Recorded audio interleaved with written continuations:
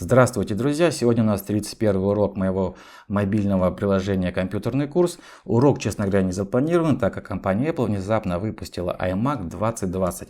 На сайте Apple есть вкладка iMac, также есть в этой вкладке «Обзор». Вы можете самостоятельно ознакомиться с обзором от компании Apple по поводу iMac 2020. Я же расскажу вам про ключевые моменты. Первое, если мы посмотрим на iMac Pro, то узнаем, что у них есть хорошая система охлаждения. У этого моноблока работает примерно по такому принципу. К сожалению, в iMac 2020 такого метода нет. У моноблока освободилось место, но это место, как я понимаю, пустое. Охлаждение почему-то решили не улучшать. Поэтому, друзья, у нас, если зайти во вкладку «Процессоры», то мы заметим такую информацию. Final Cut Pro конвертация в ProRes быстрее на 40%. Для чего нам эта информация, непонятно. В Final Cut главное что? Экспортировать видео.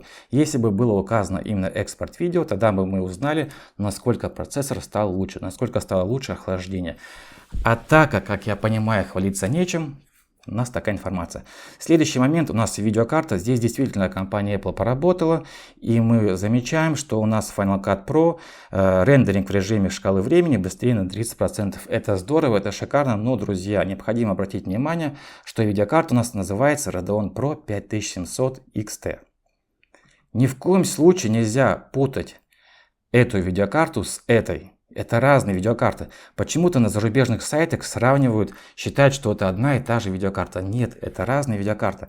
Как видите, здесь у нас большая, огромная видеокарта. И вы никак ее не поставите, не установите в iMac 2020. Никак. Там нет столько места, просто теоретически. Следующее у нас в iMac 2020 почему-то оставили прошлое поколение Wi-Fi и Bluetooth. Не знаю почему. У нас есть iPhone 11 Pro, который имеет Wi-Fi 6 и Bluetooth 5. iMac же имеет прошлое поколение. Поэтому если вы будете передавать через AirDrop ваши видео, как это делаю я, то у вас будет передача именно по старой технологии. Грустно, ничего не скажу. При этом нам также оставили старый дизайн. Это логично, как я говорил раньше, во время кризиса Apple не имеет права выпускать новые продукты. Потому что это неправильно в ее плане. Так она считает. Следующее. У нас оставили лючок, либо крышку, и вы можете самостоятельно на свой страх и риск установить оперативную память. Это здорово и это шикарно. И давайте теперь посмотрим, что у нас имеется в наличии. У нас есть вариант 21 дюйм. Все осталось как есть. Единственное, теперь у нас в базе есть SSD накопитель. То, что я вам рассказывал на прошлом уроке, все остается так же, без изменений.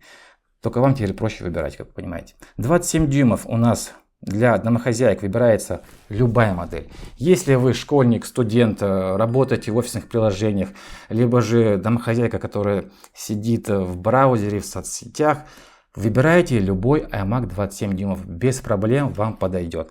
Можно брать самый дешевый вариант. Если спустя время вы поймете, что вам не хватает 256 гигабайт хранилища, вы можете отдельно докупить внешний SSD и хранить там свои видео, фотографии, что-то еще без каких-либо проблем.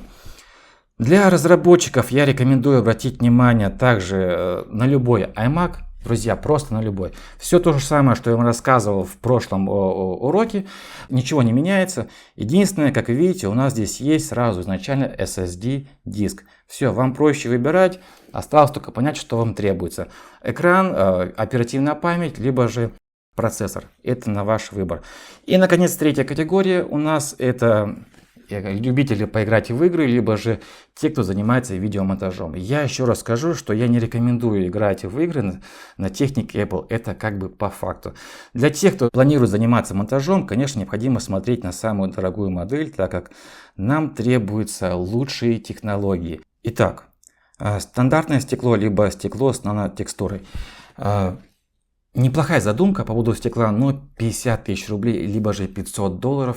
Я лучше закрою шторку и без проблем буду работать. Процессор 8 либо 10 ядер. Как я уже говорил, охлаждение осталось на том же самом уровне, поэтому я не вижу никакого смысла переплачивать аж 40 тысяч рублей. При этом в базе, в номинале, да, Этот процессор имеет 3,8 частоту, то есть выше, чем у этого процессора.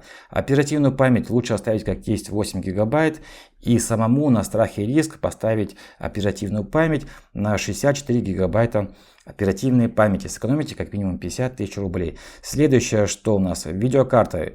Здесь очень просто. Если бы я эту видеокарту выбирал 5 лет назад, я выбрал бы самый дешевый вариант, так как Radeon Pro 5500 XT с 8 гигабайтами памяти. Достойная видеокарта, в принципе, для начинающих хватит за глаза на самом деле. Но если бы я выбирал, например, видеокарту еще буквально 3 года назад, я выбрал бы вариант именно второй, то есть как бы золотая серединка. Но сейчас, друзья, я экономлю каждую минуту своего времени, так как я записываю курсы, как вы знаете, записываю уроки, также делаю видео на заказ, также делаю видео для YouTube, и я не хотел бы терять свои там 20-30 минут лишнего времени, пока будет идти обработка видео. Поэтому, конечно, я выбрал бы вариант именно 5700 XT. По поводу SSD. Рекомендую не экономить, честно скажу вам, выбирать SSD 1 терабайт. Много раз будете меня вспоминать добрыми словами. И что еще? Гигабит, интернет гигабит, либо же 10 гигабит. В моем варианте у меня нет интернета 10 гигабит, поэтому я выбрал бы интернет именно гигабит. Трекпад, конечно, вместо Magic Mouse, так как трекпад, как вы знаете, Final Cut работать более удобно. Ну и также необходимо выбрать Magic Keyboard с цифровой панелью. У нас здесь должна быть где-то русская раскладка. Все, получается, того у нас 290, ну практически 297 тысяч рублей. При этом необходимо еще самостоятельно доплатить за оперативную память. И получается, друзья, стоимость довольно-таки высокая. Какой вариант я взял бы себе? Стекло бы я не ставил вот это, то есть оставил бы стандартное стекло. Процессоры бы также не стал менять. Еще раз скажу, это просто говорю вам то, что если это правда. Оперативную память оставил бы 8 гигабайт, докупил бы 128 примерно за $1000, где-то так примерно, и радовался жизни, сэкономив около 200 тысяч рублей. Это огромные деньги. По поводу видеокарты также взял бы максимальный вариант, но емкость хранилища я взял бы 2 терабайта. Так как много записываю курсов, уроков разных, на заказ видео для YouTube, и бывает вот небольшая путаница, чтобы не было этой путаницы, лучше иметь сразу SSD на 2 терабайта. Но вам, если вы только начинаете монтировать видео, я не рекомендую переплачивать аж 40 тысяч рублей, это очень дорого. И что у нас остается? Все, больше ничего. Получается сумма 337 тысяч рублей, плюс около 70 тысяч рублей у нас будет стоить оперативная память. Итого 400 тысяч рублей. Но у этого iMac 2020 нету охлаждения, как у iMac Pro.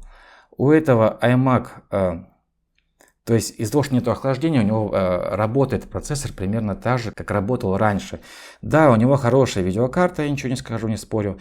Но при этом у нас Wi-Fi 5, прошлое поколение. А я передаю видео через AirDrop. При этом у нас старый дизайн. Дизайн должен поменяться. Как только закончится кризис, скорее всего это будет в следующем году, у нас появится новый iMac. Либо 27 дюймов снова, либо 30, либо 32 дюйма. И будет обидно потратить почти 400 тысяч рублей, которых к тому же нету. И знать то, что в магазине уже есть новый дизайн. Это будет немножко грустно. Поэтому, к сожалению, я пропущу это обновление. Хотя должен сказать, что компания Apple хорошо постаралась. Процессор хороший, получше стал, видеокарта шикарная, на мой взгляд. И в целом это достойный моноблок. Но дорого, для меня дорого. Надеюсь, я помог вам разобраться с выбором iMac 2020. Что еще сказать? До новых встреч!